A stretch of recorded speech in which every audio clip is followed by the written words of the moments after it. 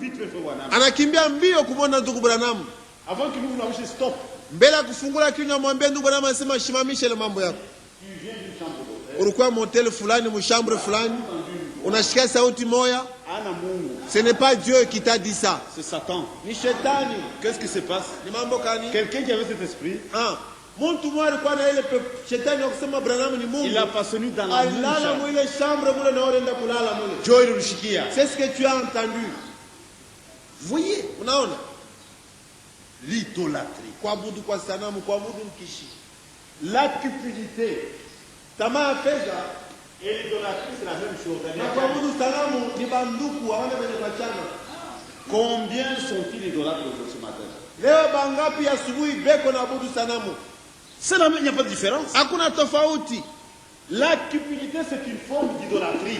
Tamaa ya fedha ni mfano fulani ya kuabudu sanamu.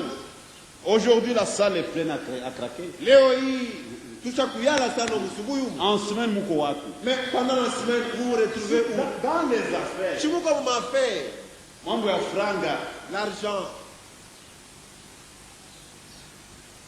Si votre commerce, kama commerce yako vient avant la parole de Dieu, inatangulia neno la Mungu, vous adorez votre commerce. Vous adorez votre commerce. Maana yake uko naabudu ile biashara yako. C'est une idolâtrie. Ni kuabudu kwa sanamu. Si votre femme kama bibi yako prend la place de la parole de Dieu, anabeba fuashi ya neno la Mungu, vous l'adorez. Unaanza kumwabudu bibi yako. Dieu d'abord, le reste après. Mbele Mungu, hivi vingine vinafuata nyuma. Tout ce qui s'intercale entre toi et Dieu, kile chote kiko kati yako wewe na Mungu, c'est une idole. Ni sanamu. C'est votre travail, votre commerce, vos études. Dieu d'abord. C'est pourquoi dans notre marche, rien n'autre au-dessus de la parole de Dieu. Hakuna kitu hata kimoja kiko yulu ya neno la Mungu. Parce que la parole c'est Dieu. Juu neno la Mungu abiachane ni kitu kimoja. Quand la parole est prononcée, nous reculons. Parce que c'est Dieu qui parle. Il y a des pasteurs qui ne comprennent pas les voix de Dieu. Un frère peut venir. Il lui montre la parole. Toi, tu devrais montrer ça. Le frère n'est pas engagé sur madame.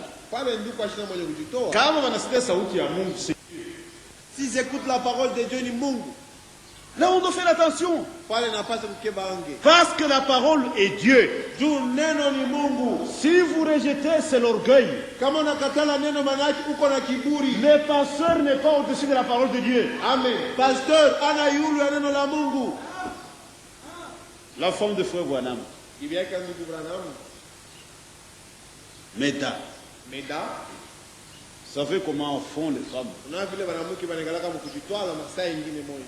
Frère Branham était tout le temps en voyage.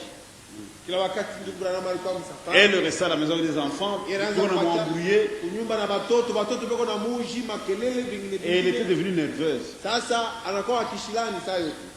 Elle avait demandé à frère Branham de corriger un enfant. Il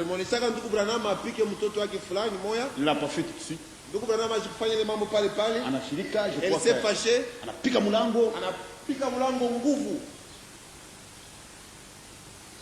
Elle voyait le mari. Mais Dieu n'a pas apprécié la chose. Parce que c'était son serviteur.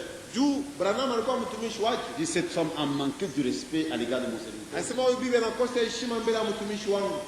Dieu dit à frère Branham, tu prends une écriture concernant Myriam dans l'Ancien Testament. Quand Myriam s'était moquée de Moïse, il dit va lire cette écriture à ta femme.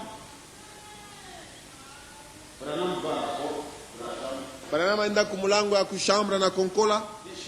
Chérie, fungula. Elle a refusé d'ouvrir. Il a vanté sa femme n'a pas voulu ouvrir la porte de la chambre. Ça sera beba mamlaka neno la Mungu. Asema bibi yangu niko na neno tokea Mungu. Là elle a eu peur. Pale bibi akashikia boka. Elle a ouvert la porte. Dieu m'a demandé de lire ça.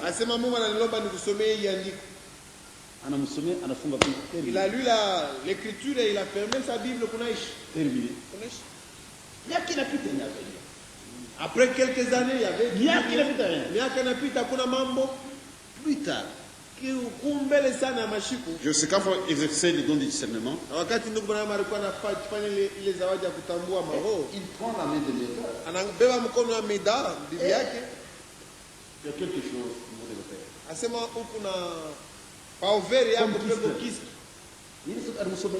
C'est lorsqu'il avait lu pour elle l'écriture là. Et il a commencé à intercéder. Vous voyez? La parole de Dieu, c'est Dieu. Il y a des gens qui sont idolâtres. Ils pensent que la parole de Dieu c'est autre chose. C'est pourquoi nous adorons Dieu. Il est impossible que nous puissions adorer une créature. Tous les prophètes sont des créatures. Quiconque adore Frère Branham, c'est un idolâtre.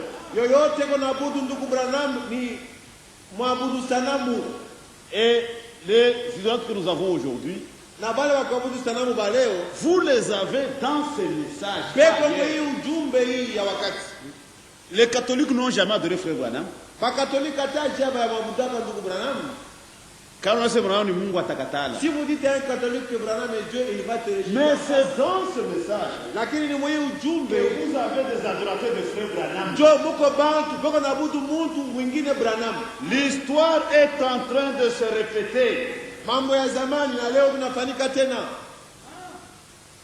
Ils ont cela va les servir en quoi? Parce qu'ils adorent Frère Branham. Ce sont des antichrists et entraînés par de faux prédicateurs qui démontrent ces choses, qui dérangent la parole de Dieu.